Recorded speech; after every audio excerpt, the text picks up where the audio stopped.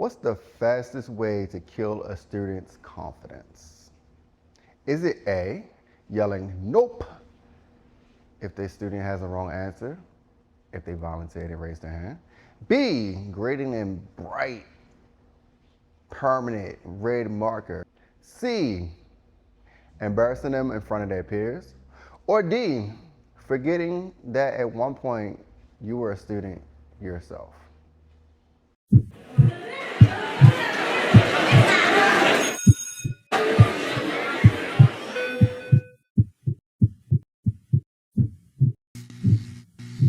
I'm going to be blunt.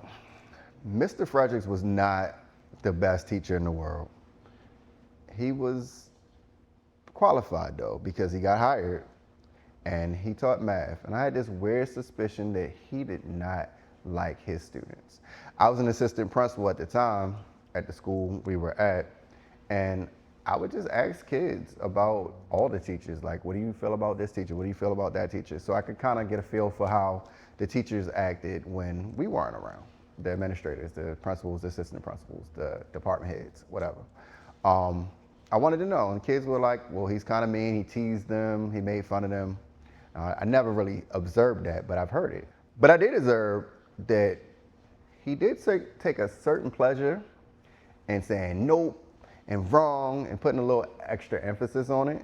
And I noticed that kids who are normally, actively participating in other classes, they weren't so excited to raise their hand. And by mid-year, he had very low class participation. And I believe his class generally shut down on him and just became disinterested or didn't want to be a part of whatever he had going on. They were done. So one day I remember he got called to the office and I had to stand in a doorway just to make sure the kids were, working quietly, not killing each other. Small things like that.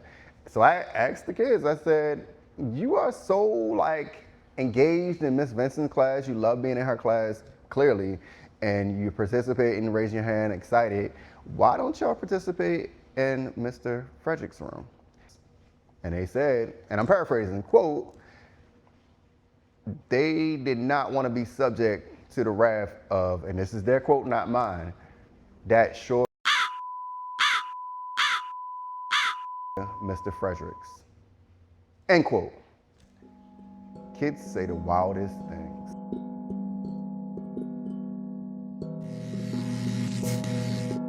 So here's a strategy. Encourage kids to want to participate, be engaging, help kids through their process. If they have an answer wrong, you don't have to yell wrong and embarrass them. You don't have to do anything like that. Here's what you can do. It's simple. If a student has a wrong answer and you're in a math class, say, oh, let me see your work. I didn't work it out. Well, work it out on a page and let me come check it. Then go to another student. If they raise their hand and volunteer a wrong answer. If it's a different subject, you can simply say, are you sure about your answer? If it's literature, you can say, well, show me where you found that answer. Something like that. You can also listen to their tone, because sometimes a kid, let's just say, who's the main character in the Matrix? And the kid raises their hand and they say, Neo. And you could say, well, are you asking or are you telling? And they might say, Neo? But well, raise your hand again when you can tell me the right answer.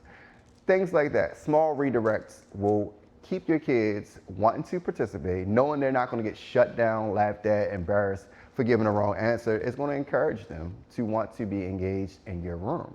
It's that simple. Encourage your students. Don't say nope. Don't say wrong. Don't grade with a big red permanent marker. That's crazy. Be gentle. These kids have, feelings. Crazy, right? Show some empathy. Treat these kids like you were once in their shoes, trying to impress your teacher with your knowledge. And sometimes you get it wrong. But you don't want to make it so they never try to do it again. Think about it. Encourage your curiosity. Give them alternative ways of saying you're wrong. They know they're wrong if you say, are you sure? Did you check your work? Here's one more strategy. What you could do if a kid raises his hand or her hand and gives you the wrong answer, you can say, hey, why don't you work with a partner and discuss your answers for 30 seconds and then raise your hand when y'all both come up with a consensus right answer. Something simple like that. That works for math, that works for language arts, that works for pretty much all subjects. There are ways that you can just get some student that is wrong to figure out that they're wrong without yelling at them that they're wrong. Very simple.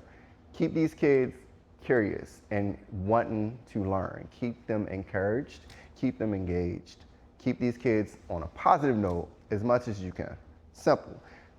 Don't say you're wrong, even when they are wrong. It's a redirect. No one wants to hear no. No one wants to hear negatives, you know? Keep it positive, keep it as lively as you can, and your class will be a lot more functional and a lot more engaging throughout the year. Here's what you can do. Encourage participation. Encourage curiosity. Encourage them to guess. You can also say, are you sure?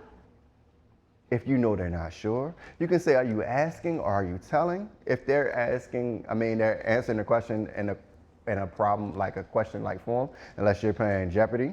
If they're saying, I think it's, make sure they know. Tell them to check their work. Tell them to show you their work. Tell them to show you where they found their answer.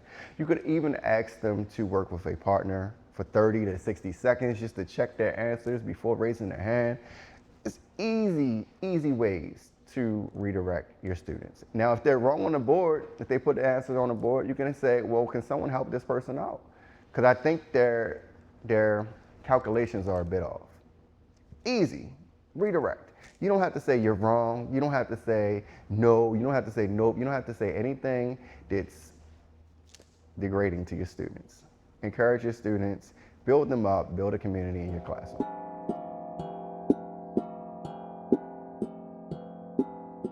I know it's hard to participate. It's hard to raise your hand. It's hard to stand in front of your entire classroom and say, this is what I think is correct, knowing you could be wrong, knowing you could be embarrassed. It's almost like figuratively jumping off a cliff. They're putting themselves out there. Are you going to make sure they land safely? Or are you going to be called a short like Mr. Fredericks? The choice is yours.